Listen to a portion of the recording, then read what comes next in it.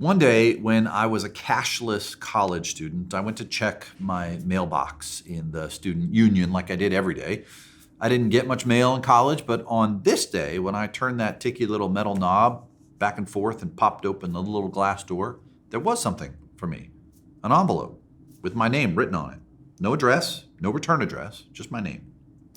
I took the envelope out and quickly opened it. Maybe it was a letter from a secret admirer. And I was immediately stunned to discover a $50 bill. My first instinct was to look around me to see if anybody had seen what I just pulled out of this envelope. Nobody was paying me any attention though, so I covertly slid the bill back into the envelope and then tucked it into my pocket, and then I think I backwards walked out of there to find a place to sit down and think for a minute. I wanted to think about who could have sent this to me. I had no idea who that envelope could have come from. Surely not my parents. They weren't in the habit of sending me cash in the mail. And besides, my address wasn't even on the envelope, so it had to have come from someone on the campus. A classmate? A professor? For days, I puzzled over it. Who did I know who would do something so generous for me, yet who also didn't want me to know they'd done it? It felt strange, almost like I shouldn't actually spend the money. I did spend it though, because on the other hand, the anonymity of the gift allowed me to use it for whatever I needed, whatever I wanted really, without feeling like I needed to account to anyone for my spending. Well, whoever they were, that person's generosity made a tangible impact for the good toward my circumstances at that moment. And though I can't even tell you what I spent it on, and though I never did discover who it was from, I never forgot the impact of that act of generosity on my behalf. Welcome again to Rhythm and Word, weekly video devotion from Fourth Presbyterian Church in Chicago, featuring a brief spiritual reflection from one of Fourth's pastors, I'm Rocky, and some stirring music from Bina, Brian, Neil, and Amr, who also lead the music at our 2 p.m. Sunday worship service each week. Thank you for making Rhythm and Word part of your growth in faith. In our current series of these videos, we are hearing words of wisdom from the biblical book of Proverbs. This book follows right after the Psalms and contains 31 chapters of wisdom sayings, almost all of which stand alone as independent verses rather than flowing in a cohesive discourse as the wisdom book of Job or Ecclesiastes.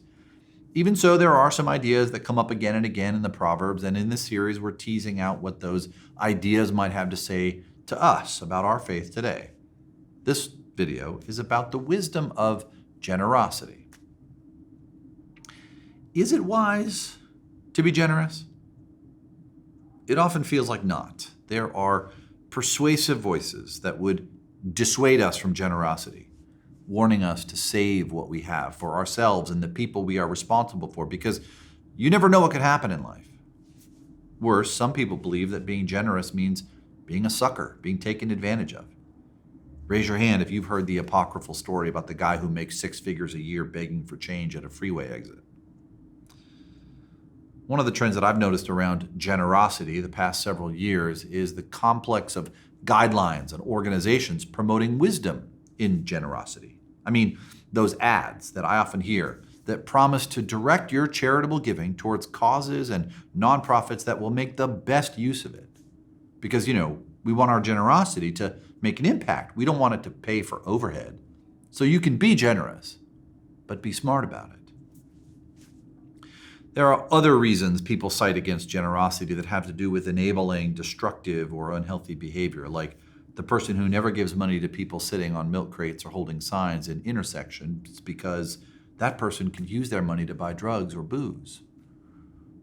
Or codependence. Maybe being generous makes us feel good, but actually traps people in cycles where they depend on others for things they should be empowered to do for themselves.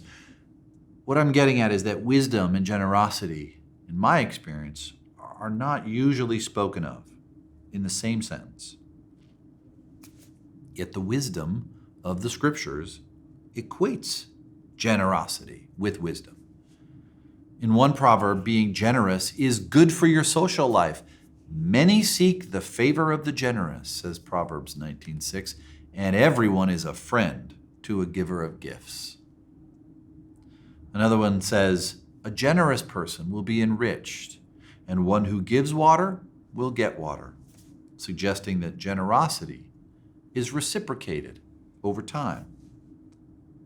But my favorite proverb about generosity lives in verse 9 of chapter 22. Those who are generous are blessed, for they share their bread with the poor. Why do I like this so much? Because I think it speaks beautifully to the way that giving opens up relationship. According to the proverb, sharing is its own reward. The blessing of being generous is the company of those you get to share your bread with. And though at first glance, the poor in this proverb might seem like a sympathetic object of charity, we should take note of the privileged status the Bible confers on those called poor. Blessed are you who are poor, Jesus said, for yours is the kingdom of heaven. Jesus told a wealthy young ruler that the way to treasure in heaven was to sell all he had and give the proceeds to the poor. The wisdom of generosity is that giving and sharing connect us to one another and to people we might otherwise be isolated from, people who have an abundance to share with us if we'll only let them. I had an experience of being changed by someone's generosity, but for reasons I'll never know, my benefactor didn't allow their generosity to either create or strengthen a relationship between us, didn't allow me to become their friend, be generous to them in turn. Who knows what might have happened? Generosity opens up a world of possibilities that are far, far better than whatever we think we get by keeping what we have to ourselves. So let us be wise, let us be generous. God be with you this week.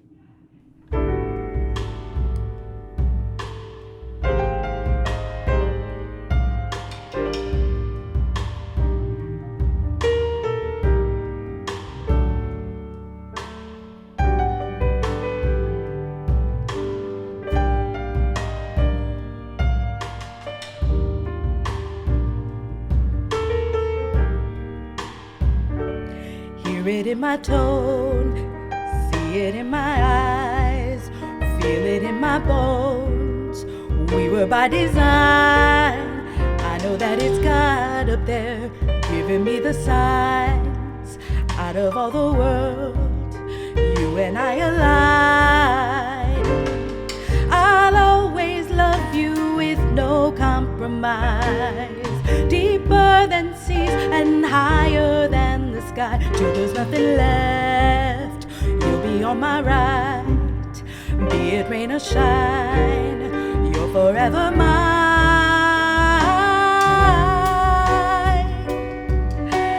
How does it make you feel? How does it make you feel?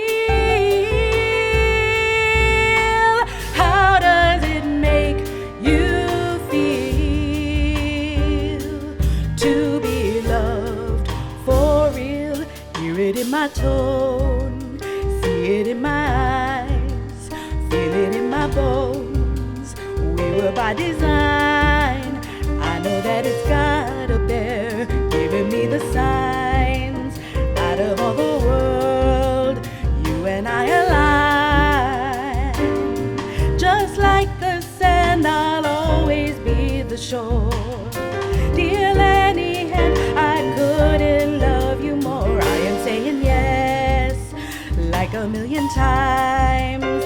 Be it rain or shine, you're forever mine.